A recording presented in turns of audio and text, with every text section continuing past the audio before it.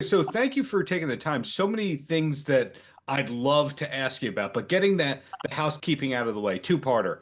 How Yep. are you? And how does it feel to be doing all the press on Last Breath at the moment?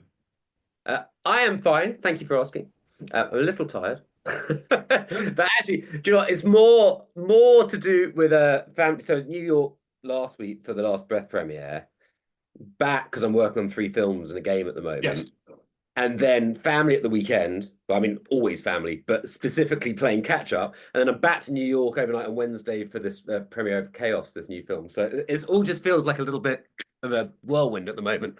But having fun. And honestly, like my wife was saying that she said, you're the only person I know that can go to New York for 2 days, go and party till whatever time with Woody and everyone else kind of thing, and come back more energized than you were when you left. I was like, well, I feel tired, but sometimes jokes Yeah. aside, like the energy of people gets you going, and particularly as composers, the creative side, whichever side the creative side is. But there's something about needing the energy of different places and different people. I feel recharged when I do all of these kind of things. It's nice because you don't get out the studio when you're actually working on films and stuff. Right, right. It's very isolated in a lot of ways. But for you, you see, you intrigue me more than your average composer because not only are there these great credits for the music that you've written for film and television projects, but you also have had success as a studio person with the production kind of end. When I think about Bell and Sebastian, the work you did with No Doubt and all that. But one thing I couldn't figure out with research was were you ever in garage bands back in the day? Were you an artist yourself? Yeah, so I wouldn't call it when you say garage band, I never knew the Apple called garage band Uh, because of people in America called the bands. So yeah, so I used to play. Honestly, it's always been the same. I studied at the Royal Scottish Academy of Music and Drama, the Conservatoire, yeah. and then it's just always seems to be busy, doing things. But the bands kind of like the fact that he was this classical dude, so you can come and do string arrangements for our bands. And Glasgow is just a very small, it's a small place. It's like 1 million people. And there was one studio called Savannah. So Hmm. yeah, like all the bands like Bell and Sebastian, Mogwai, Isabel Campbell that left Bell and Sebastian and then did stuff with Mark Lanigan and Texas and Arab Strap, like all these people, Simple Minds, they all just recorded in that studio. So it was always like, well, who's the classical dude? There's Paul. So I got to be in the studio and then would learn about it. And Isabel Campbell from Bell and Sebastian, I learned so much from her because we were just starting out together in the sense that she had left Bell and Seb. And then she was like, right, how do we get this sound? So we researched string arrangements. So then from there, half the time the bands would say like, hey, look, there was one time I split up with a girlfriend and someone said like, hey, do you want to come tour for 10 days? It's really good fun. So I was like, yeah, that sounds good. And there was a band called Horse. So I toured with her. I was her musical director for a while. So yeah. So I mean, I got to play live with these people. I mean, we played. I think the biggest was in front of like 40,000 people. And what I realized, and this is relevant, it's not a name drop. It's very No, no. Let me stop you there. There's no such thing as a name drop in this world. That's because the irrelevant. people you deal with, believe me, Yeah. Paul, that's not a name drop. But no, but the thing is, when you write music, what I Yeah. realized when you put in front of 40,000 people in a band, as opposed to 100 people in the band, the 100 people was the scary one. 40,000, you can't see who's past like third or fourth row. Yeah. And you take that into film world, and it's the same. You record with a big orchestra, and everyone goes like, "Oh, is it really nervous recording with the orchestra?" It's like, no, not until you get up there. It's wonderful. And like I said about the energy, you get the energy off the orchestra itself. But when you record with a quartet, it's not that it's never terrifying because they're just musicians, the same as I am. But Right. there's something so intimate about using less musicians than more. So I'm on a real kick at the moment of actually doing stuff with quartets and kind of 10 pieces and stuff as opposed to the big 80 pieces, just because at the moment I'm in love with that sound. Then when it comes to your sound in general, Last Breath has nothing to do with Cyberpunk, which I did play for a while until all the Right. tech glitches made it really hard to play. But Better now, you should start again. I probably should. So you don't have this sound where I go, okay, that's something that Paul did. In other words, you're hard to pigeonhole, and that probably is a good thing because that means that you could work all the time. You could work on three or four different projects at the same time. I was always told, so I'm not trained in film music, like as you can probably tell. What the hell's that? But what is film music? Is a conversation that I have all the time because it's like it just means music with film. The soundtrack is Yeah. literally the track of sound attached to it in the olden days. So people get trained so much in film music to get the hits and everything. The production chops are amazing, but I maintain that what a lot of people still miss when they all come out of college and say, "Hey, you're gonna be your assistant," or whatever. It's like there's no heart and soul to it. There's no melody. They're geniuses. They're so talented. But I was like, look, forget about actually trying to get every hit. Go with the vibe of this film. What are you trying to achieve with it? What emotion are you trying to get across? Start with that rather than trying to get the hit points everywhere. So with Last Breath, as an example, I was like, well, what are we trying to achieve with it sonically? And it is such a world of, there are three parts to it. There's a boat up on the top in the rough seas. There's a submersible, which goes down for a month at a time with these sap divers. That goes a mile below sea level. I mean, think about that. A mile below. You've got the creaks of the submarines. That's all the sound effects guys, the sound design guys who Ben did an amazing job. And then on top of that, you then have one diver that goes out the bottom who's literally standing on the seabed. And then his oxygen tube gets cut. Right. And the sense of loneliness at the bottom, I can only imagine.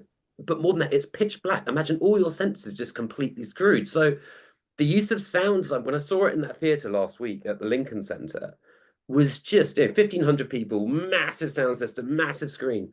And it cuts to black for 5 seconds as the guy is going down to the floor. And it doesn't just cut to black. You've got music ramping, cut. And there's no sound, like not even the slightest thing for 5 seconds. And you hear everyone in that theatre go, that collective feel of 1,500 people watching a movie and all experiencing it at the same time. And what was fab for me was like, we've been in the studio, obviously me and Alex, the director, talking about it and what we wanted to achieve. And I was like, yeah, but don't even have any reverb, just do a cut. And then when you hear it in real life, it's phenomenal. So this is a long way of answering your question about different styles, but it's so important because I was like, I want an orchestra. I want an electric cello. The electric cello is going to be this loneliness. And then the electric cello is going to turn into a real cello when it's literally just him at the bottom of the seabed. So you need to know what you're writing for, having those elements, so that when you go on to Cyberpunk or Limitless or whatever, when you're on a purely electronic soundtrack, then it's like, okay, well, how do I achieve those sounds? That's fine because I produce bands, I work with bands, I know how to get those sounds. But for me, the fun part is when you get to combine all those elements together. It's not about trying to pigeonhole someone. You say, oh, you're hard to pigeonhole. It's probably a bad thing, actually, because it's probably very easy to go, oh, get the guy that did that, or get the guy that did that. Whereas for me, I don't know, when you have credits and a track record and the awards, it becomes oh, he did that. Whatever he does is going to be good. That's my take on it. Oh, you're so sweet. No, it's not like that at all. But no, like genuinely, as you had these conversations at the beginning, they say we love that score. Like I'm starting a movie at the moment, and they were like, "Oh, we love that thing you did." And I was like, "That's great," and I see where you're coming from with it, but it's not right for your movie. And you come on, and it's not a case of trying to second guess what the film people want. It's okay. Otherwise, they might as well just do it themselves. There's a point of trying to bring something fresh to their project that they wouldn't have thought of. And sometimes it's right, sometimes it's wrong. But isn't that the beauty of art and collaboration, that you start off somewhere, and by the end of it, you've gone down a path because they've gone, oh, I like what you did there, but not that. Let's go down that path. Oh, I like what you did there, but now I'm going down there. At the end of it, you all just look at each other and go, I got no idea how we achieved that, but damn, it's got, and that's what I love about filmmaking, is that whole process where everything gets twisted and turned, and then you find the essence of the film. You find the color of the film. It's like, I know what I'm doing on this now. You found your place, but it can take a week, it can take a month, but when you find it, it's the biggest buzz out. In terms of your workflow, because you mentioned having a couple films at the same time, but also you did have the touring background and the conservatory background. The reason I'm giving that context is most musicians are nocturnal by nature. Like going to sleep at 2 a.m. would be early. In your case, is music kind of like a 9 to 5, 10 to 6? Of course, it goes into the evening when it needs to, but do you treat it like day job hours? Oh no. I mean, I've never had a job anyway, like a job. I write music. Locked out, and that's my passion. Yeah. But you know what I mean? It's like, so, but because it's your passion, you are living and breathing it the whole time. It drives my family insane. Yeah, you're sitting down having dinner somewhere, and I'm focusing on the hi-hat coming out of the track that's coming out there. It's like, why did they use that hi-hat? If that's just 101, don't do that. So my pet hate is people that use loops, because it's like, chop it up. It's not that hard. Just do something different, so it's not just a bar loop. But no, so I'm definitely not a 9 to 5 thing. I mean, films tend to be, for the last month of them, tends to be sort of 20-hour days anyway. Hmm. But me, I kind of get the vibe. I have 2 kids, so I take them to karate, you know, whatever they do, have dinner with my wife and stuff, and then I come back. My studio is at the back of the garden, kind of, it's a 1,500 square foot guest house that we converted. So for me, then I sort of carry on, tends to be till around 2. Then you go to bed, and then you're back up at 6 again for family life, and then back in here at 8. So it's a kind of all-consuming thing, but it's very rare that it feels like work. It's just trying to find the hours that you feel inspired. Because there are some things to do with composition when it's inspiring and being inspired. There are other parts where it's more the technical side of it. So the technical side of it you can do when you're completely knackered and you've got Marina, my assistant, stuff. You don't need to be completely switched on for that. But to get yourself into the vibe of a film, you've got to immerse yourself in it. Okay, so this question is intended. This is an extreme curiosity for me. If this is too personal, you stop it, and then we'll go back to softball questions here. But without naming names, I may or may not have heard people of Hans Zimmer's like level having the music by Hans Zimmer, but maybe they're using other composers that are doing all the work, and then it says additional music by that person really wrote it. So you didn't follow suit in that in your career. You built up your own thing over time, which is a great thing. But a lot of people who are songwriters and composers don't really realize the business of publishing. You seem to have all your affairs in order and seem to own a lot of your stuff. When did you kind of get well versed on the business side, not just being creative and easy to work with, but also having your affairs in order with business? Because let's face it, it is a business. It's a really good question. I mean, I would first off say about the hand stuff, and I don't know hands, but what I do know is that anybody that has people working with them, there's so much bitchiness around the post, like, oh, I did that, or I did that, or I did that. Yeah. And you know that half the time it's bullshit and they're trying to big themselves up as well. There are other times when they have genuinely worked a lot, but I know that Hans is very fair. I know that lots of other people are fair because I've spoken to them. I'm not one of these people that has 5,000 composers. It's just me. It's you, yeah. So when I started out, it's like I'm not into management. Yeah, I had a company that did TV themes and stuff like that. And that's what I did when I was starting out, and advertisements and all of that. And then I got into kind of working on TV series and some British films and stuff. But I always understood about the publishing. I was signed to EMI at the time.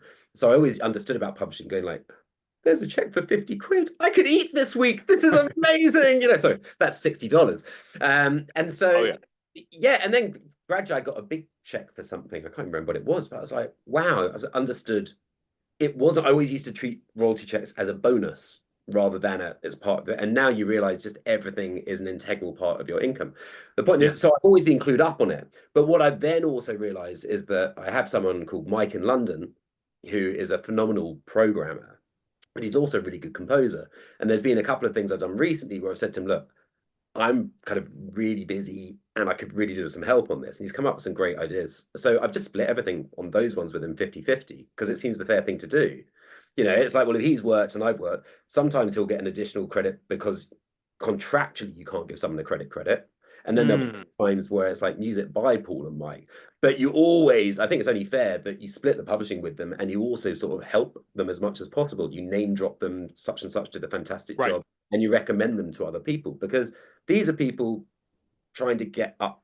It says arrogantly that people trying to get up the ladder, but also it's like they're just nice people. It's like you like to work with nice, talented people because if they make you sound good, then people think that you're good, but also it's like, well, also you never hide them. It's like, hey, meet Mike, meet this, meet that. Marina, my assistant. To interrupt you, rudely interrupt you. You're not in competition with other people. You realize it's a community and they're peers, and they might kick work your way as well. But it's not. Please don't kick any work. I just need to sleep right now. But it's not about kicking work. As I said, I mean, I don't just do film. I do theatre. I do games. I do bands. I do lots of stuff. I just do what I'm in the mood for, and I'm lucky enough that people haven't got bored of me yet. But I think essentially, I go back to it when I was starting out. I didn't take that assistant route, and it didn't exist in the UK. I came over here because I was working with a band. And then I got Limitless. So it was like, they said, well, will you pitch for Limitless? I was like, sure. what's a pitch? And they're like, oh, you idiot. You know, it's like, so I didn't do a pitch like everybody else. I had read the script. I've been working with a band. I wrote some music because obviously I know how to write soundtracks.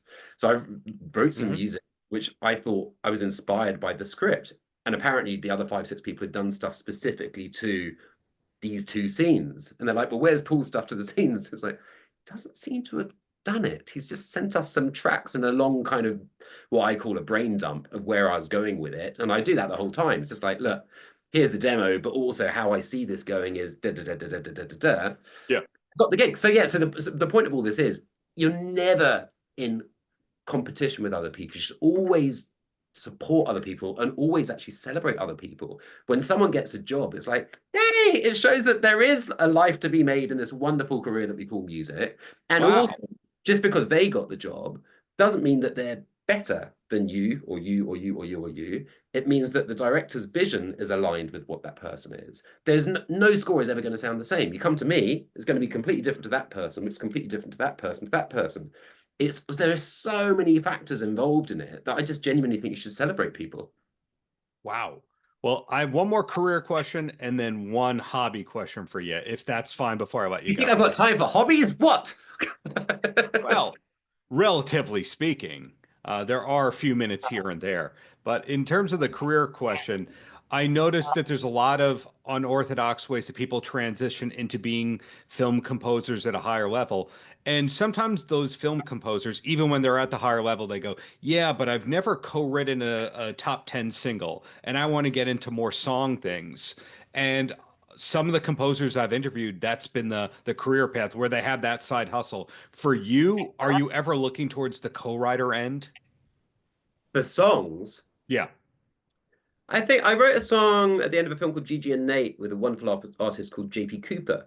And because we wanted it to be based on the theme of the film, which is Hmm. very weird because a lot of the time they just go, oh, we got a chance for an Oscar. Let's get Diane.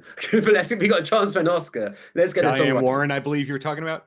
Yeah. Yeah. Yeah. Like, who's absolutely genius and wonderful and very Yeah. but you get a songwriter at the end to write a song because they think, oh, that's great, we can put it in for awards. They don't think about the artistic side of it, of like, why the hell have you just written a song at the end with no connection to this film whatsoever?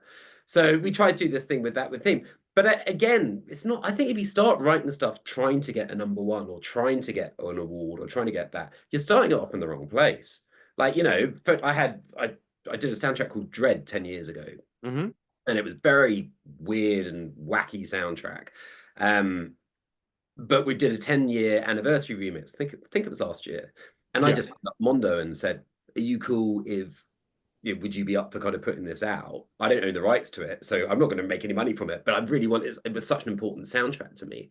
And I got Barry from Mogwai did a remix of it. I got Piotr, who I'd done Cyberpunk with, and Marcin. So I got Piotr to do a remix, and a DJ called John Tejada to do a remix. And it's kind of like what that brought me creatively. Again, I did some piano reversions, I think they call them, Hmm. of them, which people wouldn't expect from the Dredd soundtrack. So it's a double album, but not what anybody was expecting. And creatively, what I got from that was just this wonderful thing of, oh my God, they took my theme and did that with it. They took my theme and did that with it. Why didn't I ever think of doing that? It's really interesting. So it gets your brain going. So for me, the whole thing with co-writes, I worked with Philip Glass and Tales from the Loop. The whole thing with co-writes, it gets your brain going in different ways. You're not going, oh, I wonder if I can get a top 10 hit. It's like this is really good fun. Got it. Some of them are chasing that top 10 hit, but kudos to you on the artistry. And the last question, when I said hobbies, I'm curious if away from all the music that you write, what you actually listen to, or if you just crave silence and to do the exact opposite of what you do for your work. It's a really good question. My hobby is running. Oh, I do actually have so when I first moved to LA and I wasn't on a plane doing back from Scotland, I had all this free time that I wasn't jet lagged. So someone said, "Oh, you should get into running. Come and run the LA Marathon with me." I was like, "I've never run more than like a mile." So I started doing. There's a thing called the LA Road Runners, and they did a oh yeah. So I did that, did my first ever marathon, and suddenly I did like 6 marathons in 3 years, and I loved it. And then it takes up a lot of time, and like a 3-hour run on a Saturday morning as you're getting up to the end and stuff. Didn't have any time, but I Yeah. loved it. So now I go for runs to keep me fit and stretch my back and all that kind of stuff. But my problem is listening to music in it. I'm aware that every single that you listen to is about 3 minutes long. And if I'm going, it's true. So if I'm going on say a 60-minute run, I go, oh, shit, I've still got another 19 bloody tracks to go until the end of this run. So it depresses me. So I listen to podcasts on that. But I've realized that trying to listen to music is obviously so important. Same as like trying to see movies, but I don't get a chance to watch that many movies. But you need to know what's current. And also, I want to see the movies and I want to listen to music. So I've got 2 kids. I drive them to school. And when I drive them to school, I give them the phone and say, right, here, you're DJing. And jokes aside, it is mind-boggling because they'll listen to Eminem, and they'll listen to Olivia Rodrigo's and stuff. But going to all this other stuff, which I've never heard of in a million years, and I wouldn't because their playlists are going to be completely different to mine. My kids now share playlists with me. So I don't really get a chance to listen to them. But driving to school, when they put on these playlists, I'm like, oh, that would work beautifully in such and such a film or such and such a film. Not as a kind of trying to nick it, but as a case of just vibing it. Hey, the film that I'm on at the moment, I gave this track to the director and said, hey, my kid played me this. What do you think? He's like, oh, that is the sound of. So it's really important, genuinely. You just always, what I say about it not being a job, I just adore music. And I think as long as you have an open mind the whole time, just soak it up like a sponge. You never know where it goes. Paltrocast.